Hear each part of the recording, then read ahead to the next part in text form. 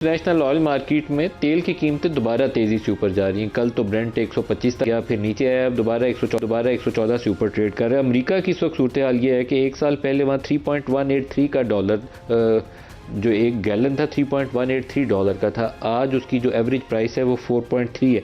California की market उसमें थोड़ी सी ऊपर है बाकी अमेरिका की निस्बत, वहाँ 4.64 था जो आज $6.01 डॉलर के ऊपर ट्रेड कर रहा है पर गैलन।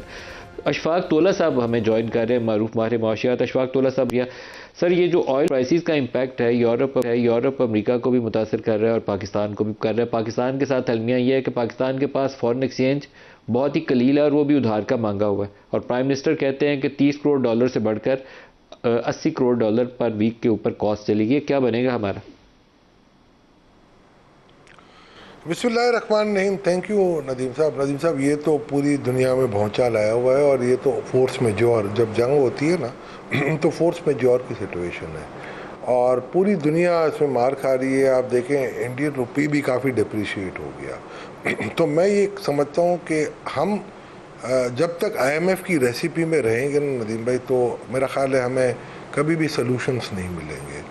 तो अब अगर देखें इस वक्त जो नई सिचुएशन है, 69 मिलियन बैरल ऑयल पड़ा हुआ है सिर्फ हॉर्मूज के दोनों तरफ ट्रांसपोर्टेशन के लिए रेडी, और जा नहीं सकता बिकॉज कि ईरान अलाउ नहीं करता किसी कंट्री को एक्सेप्ट फॉर पाकिस्तान या एक दो और कंट्रीज हैं, चाइना वगैरह।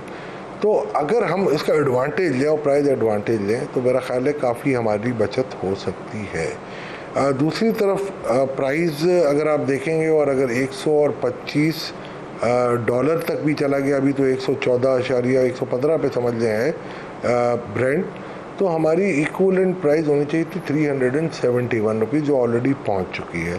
बट हमने इसमें पेट्रोलियम लेवी ली है और हमने डीजल को सब्सिडाइज किया at the cost of petrol, तो इस वजह से जो हमारी कॉस्ट है वो ऊपर आ रही है। मेरा ख्याल है इसको गवर्नमेंट को देखना पड़ेगा। और दूसरी तरफ अगर आप देखेंगे, और अभी इन्होंने एक फार्मूला चेंज किया है, जो कि पहले ये होता था इनका कि प्लाट्स के ऊपर, सिंगापुर के ऊपर जो रेडी होता था उस पर वो 7 डेज़ का एवरेज लेते थे, वीक का एवरेज लेते थे, और अब उन्होंने फार्मूला चेंज करके जुबैल का जो है वो रेट लिया है, और जुबैल का एक रिफाइनरी जब आप लेते हैं तो 100 रुपये पर लीटर फ़र्क पड़ गया। तो मेरा मतलब है कि देखें, आपको तो इस वक्त ये करना चाहिए कि आपकी रिफाइनरीज को फुल कैपेसिटी पे चलाना चाहिए। ऑब्वियसली मुझे पता है इसके कंसिक्वेंसेज ये हैं कि आपके RFOs काफ़ी निकलेंगे, फर्नेस ऑयल काफ़ी निकलेगा। फर्नेस ऑयल महंगा आपका इसलिए हो रहा है कि आपके पास उस पर पेट्रोलियम लेवी ठीक ठाक लगी हुई है। अगर आप उसको हटा दें और यही फर्नेस ऑयल आप उन प्लांट्स को दे देंगे जो भी IPP में है और जो जिनको हम कैपेसिटी पेमेंट दे रहे हैं उनको बोलेंगे जी आप प्रोड्यूस करके दें, तो मेरा ख्याल है आपको उस रेट पे बिजली मिल सकती है और आप लोड शेडिंग से कुछ छुटकारा भी हासिल कर सकते हो। तो देर द कंपाउंड तोला साहब, हमारा एनर्जी मिक्स अजीबो गरीब है। हमारी जो ऑयल रिफाइनरीज हैं वो जब पेट्रोल और डीजल पैदा करती हैं तो बहुत बड़ी क्वांटिटी में फर्नेस ऑयल पैदा करती हैं, पुरानी टेक्नोलॉजी पे लगी हुई हैं। फर्नेस ऑयल का अब उतना इस्तेमाल है नहीं है। इंपोर्टेड LNG पे हम प्लांट्स ला रहे थे, LNG आनी बंद हो गई है। अपनी गैस फील्ड्स हमने कई जो है उनको डिसकंटिन्यू किया हुआ है, तो हम मुल्क सारे में लोड शेडिंग कर रहे हैं। हमारा तो कमाल है जी, हमारा तो सिस्टम ही मजे का है। नहीं, RFO बेस कुछ प्लांट अभी भी मौजूद है। अगर आप देखेंगे ना आपकी CPPC की वेबसाइट पे देखेंगे तो RFO बेस काफ़ी प्लांट है और वो बंद पड़े हुए, उनको कैपेसिटी पेमेंट दी जा रही है। तो मैं ये समझता हूँ उनको आप एक्टिवेट करें। देखिए, अभी इस वक्त आप अगर 100 रुपये पर लीटर अगर आप देते हैं ऊपर, और अगर फ़र्ज़ करें यही प्राइस अगर चली गई, आप 6 से 7% इन्फ्लेशन की बात कर रहे हैं, उसका मुल्क मुतामिल नहीं हो सकता, गरीब आवाम मुतामिल नहीं हो सकती। आप सबसे पहले तो आपको IMF की रेसिपी से हटना पड़ेगा। देखें, आपके पास डॉलर क्यों नहीं है? दुनिया में इस वक्त एक बड़ी अजीब सिचुएशन है और पाकिस्तानी चाह रहे हैं कि वो अपना डॉलर जो स्टैश किया हुआ इन्होंने बाहर वो लेके आए। इनके पास कोई विंडो नहीं है। अब आपने RDA अकाउंट में दिया, सिर्फ RDA अकाउंट में वही डॉलर आ सकता है जो लेजिटिमेटली आपने डिक्लेयर किया है अपने टैक्स रिटर्न्स में, या कुछ प्रॉफिट्स वगैरह एक्रू हुए होंगे। मेरा ख्याल है वो पैसा आ जाएगा तो वो हॉट मनी की तरह वापस भी चला जाएगा। अगर आप बाहर की कंपनियों को अलाउ करोगे, जो हम सुनते आ रहे थे, फिर वापस चला जाएगा, फिर आपके पास बाद में एक प्रॉब्लम रहेगा। मैंने इनको एडवाइस किया था, जो 2023 के बजट में भी मैंने डलवाया था, कि $1 लाख आप अलाउ कर दें, जो 50 लाख रुपए की लिमिट थी और 2018 में हमने सेट की थी। Remittances inward for no question asked, आप इसको $1 लाख कर दें। मैं ये समझता हूँ जो एवरेज साइज इस वक्त हमारे पास रेमिटेंसेज की आ रही है, जो 50 लाख के अगेंस्ट 30 लाख रुपए आ रही है और 4 लाख लोग भेज रहे हैं हमें। अगर हमें 40% भी $1 लाख का नहीं, $40,000 भी मिल जाए नदीम, तो ये $16 बिलियन की मैं बात कर रहा हूँ, विज़ावी $4 बिलियन जो अभी आ रहा है। तो वो $12 बिलियन आपको एवरी ईयर मिलता रहता है, आपको IMF की कोई ज़रूरत नहीं है। देखिए $22.5 बिलियन का आपका रीपेमेंट। लेकिन तोला साहब, आपको पता है वो जो इनवर्ड रेमिटेंस के ऊपर नरमी थी, उसका फ़ायदा एक आम आदमी तो नहीं था उठाता। वो हमारे शुगर मिल वाले शुगर बेच के तो रिमिटेंस करके वो पैसा अंदर ले आते थे ताकि टैक्स ना लगे यहाँ पे, और ये बहुत सारे और लोग भी करते थे। वो मैं आपको बता देता हूँ, वो अफगानिस्तान की बॉर्डर से हुआ है। सर, मंजूर चीनी वाला और पापड़ वाला, वो केस क्या था? यही तो केस था।